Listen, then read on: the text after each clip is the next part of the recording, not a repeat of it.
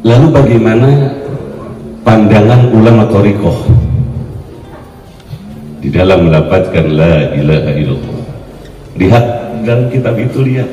Padahal sebelum Indonesia merdeka kitab itu udah ada. Apa jarang baca? Illa bi thariqatin, illa ayyamurahu syaykhuhu bi thariqatin fayatba'uha, terkecuali ajaran seorang guru thariqah di dalam melafadzkan la ilaha illallah, jangan kamu lagi bahas tentang berapa panjang dan pendeknya. Fayatba'uha, ikutin. Ngomongin tajwid lagi mentah. Kayak tadi udah jadi baju nanyain kapas lagi,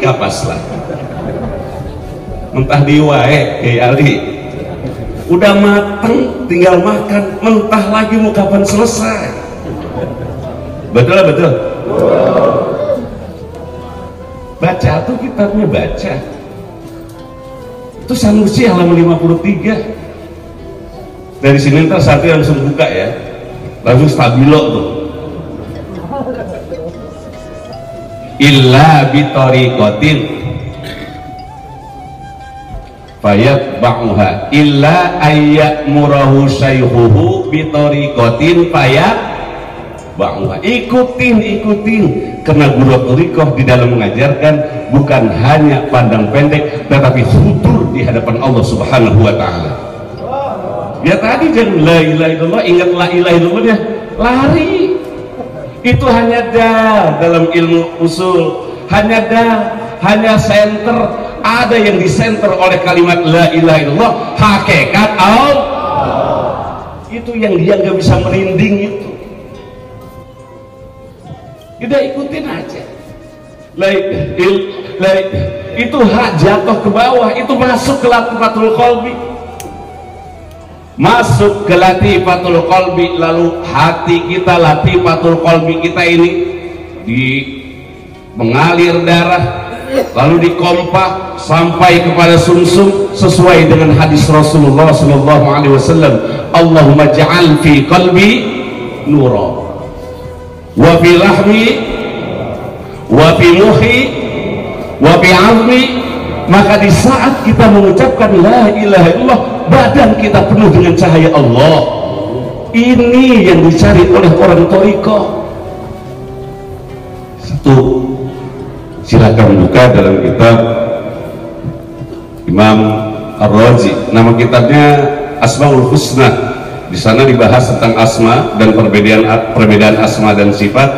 Lalu bagaimana orang yang mentakror la ilaha.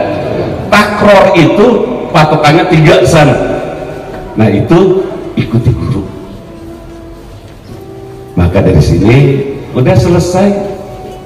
Kita banyak-banyak, ya Allah, kitabnya tebal-tebal, Sanusi nggak dibaca.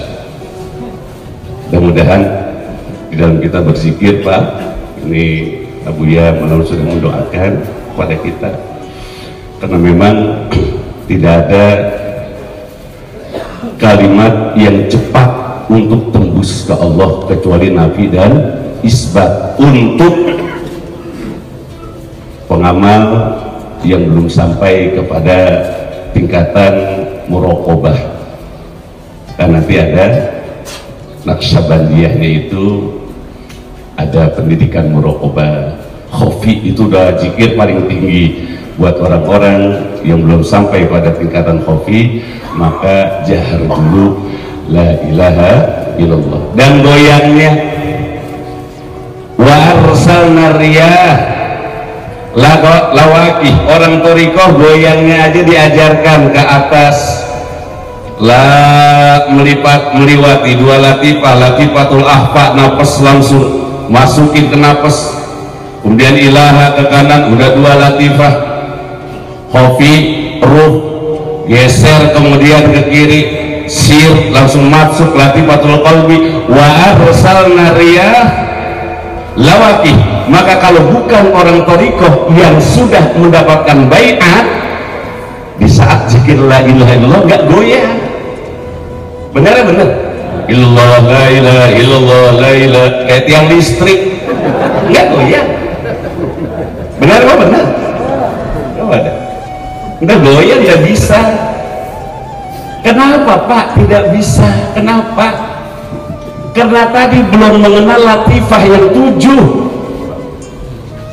Latifatul qalbi, latifatul ruh, latifatul sir, latifatul khafi, latifatul akhfa, nafas qala biyah jami'ul badan. Maka orang thariqah la ilaha illallah wa arsalna riyah lawaqi. Kami utus, kata Allah, angin supaya pepohonan ini berbuah. Bayangkan kalau seandainya tidak ada udara, angin yang Allah terpakkan pada pepohonan tentu tidak ada buah-buahan, Pak. Pohon yang tidak berbuah didekatkan dengan pohon yang sudah berbuah. Pohon mangga yang belum berbuah, jika dia dekat dengan pohon mangga yang sudah berbuah, lalu Allah utus angin, terjadi serbuk sari dalam ilmu biologi, maka pohon yang belum berbuah akan berbuah karena dia bertetangga dengan pohon yang sudah berbuah. Maka harus goyang itu pohon. Di saat itu angin serbuk sari ada, maka orang bisa zikir la ilaha illallah, kita rame-rame, sebenarnya kita sedang membagikan rahasia zikir sesama kita. Lalu kemudian kita menjadi tentram, keyakinan bertambah. Inilah wa arsalna riyah lawaqi. Listrik di saat kita lihat banyak udara yang datang tetap tidak ada manfaatnya. Maka orang thariqah goyangnya diatur, semakin kesana semakin kesana semakin dekat, bagaikan seorang anak yang lama tidak melihat orang tuanya, hampir 2 tahun. Tak kala dilihat orang tuanya di bawah pohon sana, lalu dia lari semakin kencang semakin kencang. Begitu juga orang thariqah, semakin nikmat semakin kencang di dalam berzikirnya sampai suaranya tidak terdengar lagi. Illa hamsa la ilaha illallah la ilaha illallah la ilaha illallah. Kayak seorang anak yang rindu untuk disikap oleh orang tuanya, kayak kita rindu untuk dekat disikap oleh Allah Subhanahu wa ta'ala. Ini yang tidak dirasakan oleh orang yang enggak berthariqah. Illallah la ilaha pelan-pelan, illallah la ilaha illallah. Ya kalau 2000 ngantuk juga dia. Betul, kapan larinya menghadap Allah? Coba dah kayak malam baru 33 illallah la ilaha illallah, itu latifah Bapak udah lari kan? Illallah la ilaha illallah la ilaha illallah la ilaha illallah la ilaha illallah. Itu hak turun ke dalam, itu yang gak dirasakan oleh orang yang enggak berthariqah. Maka silahkan buka kitab tersebut. Illa ayya'murahu syaykhuhu fayatba'uha. Kenapa harus ikut guru? Qadama sidaqin. Para rasul, sahabat-sahabat Rasulullah, kenapa beliau ini mulia? Karena mengikuti telapak Rasulullah, isyarah mengikuti ajaran Rasulullah. Lalu kenapa tabi'in begitu mulia? Mengikuti telapak sahabat. Lalu kita mengikuti telapak siapa? Di dalam berthariqah ikuti telapak guru. Apapun kata guru ikuti, karena guru sudah ma'rifat. Katanya pengen ma'rifat, lo kok pengen jalan sendiri? Zikirnya pengen jalan sendiri. Illallah la ilaha illallah, kayak tiang listrik. La ilaha illallah, sampai tangannya megang berkat. La ilaha illallah. Itu bukan ma'rifat ke Allah, ke ma'rifat ikan ayam. Orang thariqah bisa la ilaha illallah takror, kata Imam Ar-Razi, maka dia akan berangkat ruhaniyahnya menuju Allah Subhanahu wa ta'ala bila hal wa makan itu perjalanan ruhaniyah. Makanya robitoh amat diperlukan. Semakin kuat kita berrobitoh, semakin cepat kita untuk didekat oleh kebesaran Allah Subhanahu wa ta'ala. Inilah makna kata hadis Rasulullah, ghammid ainaika ya Ali. Di saat engkau melafazkan la ilaha illallah, pejamkan matamu ya Ali. Ghammid ainaik, dua-duanya jangan satu, pejamkan supaya kamu cepat memandang Allah. Kalimatnya harus ada la ilaha illallah. Udah ikuti guru aja, ikuti guru. Nggak ikuti guru, ngikut siapa sih? Kitabnya ada, lain tuh baca begitu ngikutin siapa? Benar nggak Rasulullah bacanya begitu? Tanyain dah. Ya juga nggak ada kasetnya ya. Bagaimana Rasulullah coba mengucapkan la ilaha illallah bagaimana? Panjang pendek itu tidak mutawatir. Jamil jawami. Katanya ahli usul.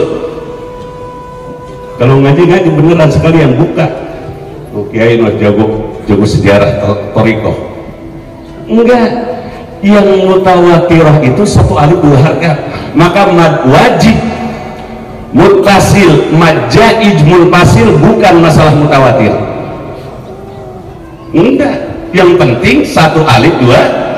Makanya nanti ada bilafzil ada, membaca Quran itu murid kadang mengikuti guru. Maka pernah kalau guru kiroat 7 punya murid 7, tentu 7-7-nya beda-beda itu cara baca Qurannya. Min qabilil ada, karena murid ngikutin lidah guru. Maka dari situ kemudian disepakati tentang kiroat sab'ah, orang-orang sampai asyarah. Nah dari sini ibu bapak kita zikir seperti itu, ikutin guru, dan kita pakai latifah dan goyang. Illallah, la ilaha illallah, la ilaha illallah, la ilaha illallah, la ilaha illallah, la ilaha. Udah, rohnya berangkat. Asik. Kalau kita ya keras illallah, la ilaha illallah, la ilaha illallah. Itu rasanya kayak apa diurat itu. Dilatifatul ahfa maratibul insan maqam Rasulullah. Orang yang bukan thariqah nggak tahu itu maqam Rasulullah, latifatul ahfa. Bagaimana ngerangin itu buat orang yang belum merasakan? Susah. Gimana coba Kiai Amsar ya? Nerangin mahabbah Rasulullah pada latifatul ahfa, bisa kelak naik ke atas itu kayak apa nikmatnya? Dan itu sesuatu yang buktinya mana? Banyak alim ulama yang sudah menjadi wali min auliyaillah.